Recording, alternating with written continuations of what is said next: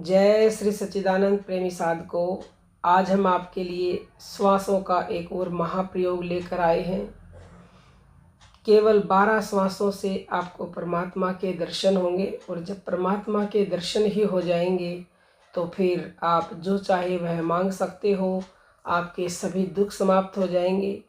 आपकी ये जो देह है ये देवालय बन जाएगी, जिसके लिए संतों ने स्पष्ट कहा है कि इधर उधर क्यों भटके बंदे, सब कुछ तेरे अंदर छुपा बावरे एक अद्भुत मंदिर।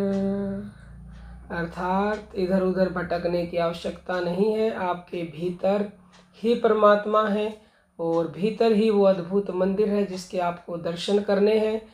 तो वो दर्शन कैसे होंगे, वही श्वासों का एक प्रयोग हम आपको आज बताएंगे। जैसा कि आप सभी जानते हो, इस दुनिया की सबसे जो बड़ी शक्ति है वो श्वास ही है, यानी कि प्राण शक्ति। प्राण नहीं है तो कुछ भी नहीं है। प्राण के बिना यह सृष्टि नहीं है, आप और हम नहीं है। तो प्राण ही सार नहीं बल्कि परम सार है।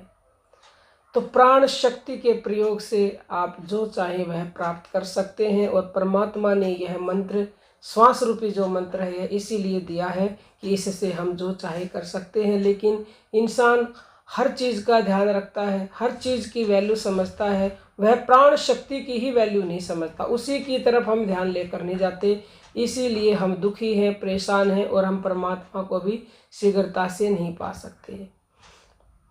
देखिए, ये जो आज प्रयोग है ये श्वासों का है। जैसे कि आप श्वासों में नाम स्मरण करते हो, हर श्वास में वो स्थूल है। स्थूल से आपको सूक्ष्म पर पहुंचना होता है, सूक्ष्म से अति सूक्ष्म पर। तो आज जो हम आपको ये प्रयोग बताएंगे, जो साधना बताएंगे, ये समझ लो कि दूसरे नंबर की साधना है। जो प्राण जप आप करते हो उससे भी आगे की ये साधना है। तो आपको करना क्या है, ये हमारे ध्यान उपनिषद में लिखा हुआ है। हमारे ऋषि मुनियों ने ये बातें लिखी 100% प्रैक्टिकल करके। हो सकता है आप हमारी बात पर विश्वास ना करें, लेकिन हमारे ऋषि मुनियों की बात पर, शास्त्रों पर तो आपको विश्वास करना ही पड़ेगा। श्वासों का प्रयोग यानी कि प्राणायाम। अब प्राणायाम की 3 क्रियाएं होती हैं, पूरक, कुंभक और रेचक। पूरक मतलब श्वास को ईड़ा नाड़ी से लेना और फिर कुंभक करना, यानी कि रोक देना और फिर रेचक कर देना। या फिर ईड़ा से नाभि लो तो दोनों से श्वास लो, रोको और छोड़ो, यानी कि पूरक हो गया, कुंभक हो गया, रेचक हो गया। तो ये एक प्रयोग है।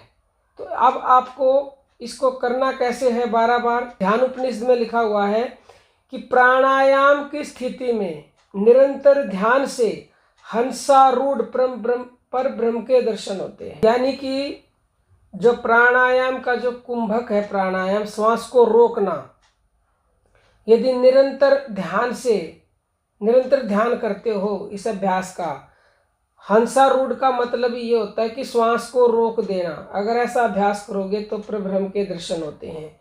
ऐसे दर्शन सभी को नहीं होते, कुछ बहुत ही किस्मत वाले व्यक्ति होते हैं जिनको उनके दर्शन होते हैं।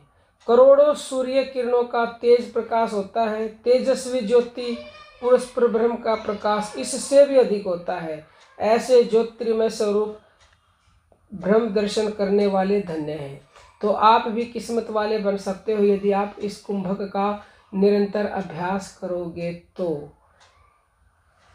और यह आपको अभ्यास दिन में किसी भी समय कर सकते हो। और 12 श्वासों से आप शुरुआत करेंगे। 12 श्वासों में होती है आधी घड़ी, 1 घड़ी, आधी घड़ी, आधी ते पुनियाद। कोई नए साधक है तो वो 6 से भी कर सकते हैं, नहीं तो थोड़े से आगे बढ़ गए तो 12 बार से ही शुरुआत करें।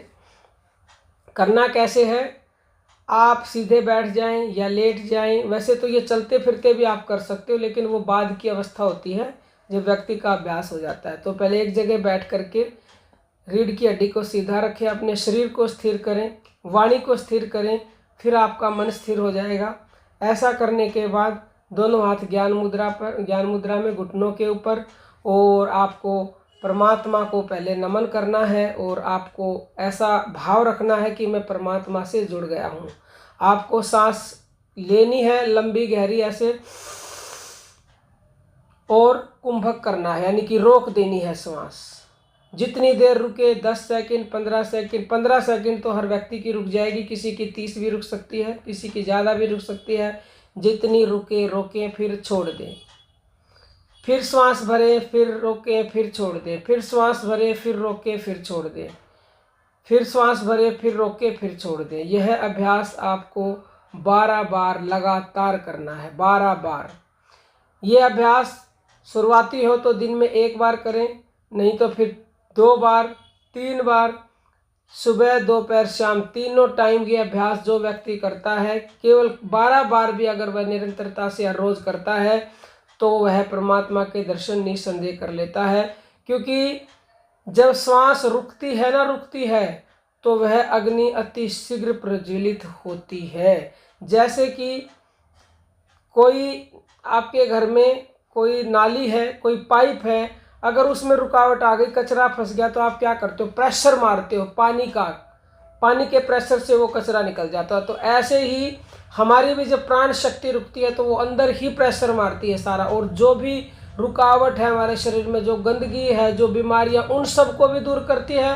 और जो वो शक्ति सुसुप्त है अंदर हमारी, उस शक्ति को भी वो प्रेशर मारती है, उसको धक्का मारती है, उसको थप्पड़ मारती है, डंडे मारती है। यानी कि आप डंडे मार रहे हो, अगर प्राण शक्ति को रोक रहे हो तो वो सारी शक्ति जागती है। और निरंतर आप यह अभ्यास करते हो तो आपके आज्ञा चक्र पर जो ज्योति स्वरूप परमात्मा का स्वरूप है, उनके भी दर्शन आपको बहुत शीघ्र होंगे। क्योंकि ऐसा करने से वह ज्योति अति शीघ्र प्रज्वलित हो जाती है।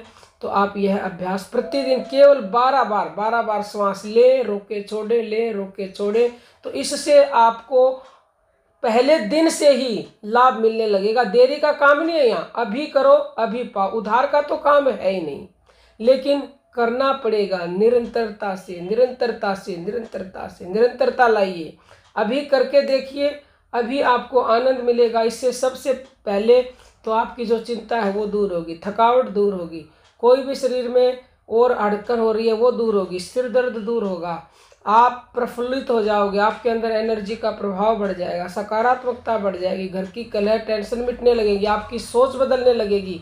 तो और क्या चाहिए प्रेमी साधको? करिए ना, फ्री में घर बैठे, कहीं नहीं जाना, निःशुल्क हम आपको सिखा रहे हैं। फिर भी आप नहीं सीख रहे हो तो ये समझ लीजिए आप भोजन की थाली को ठुकरा रहे हो।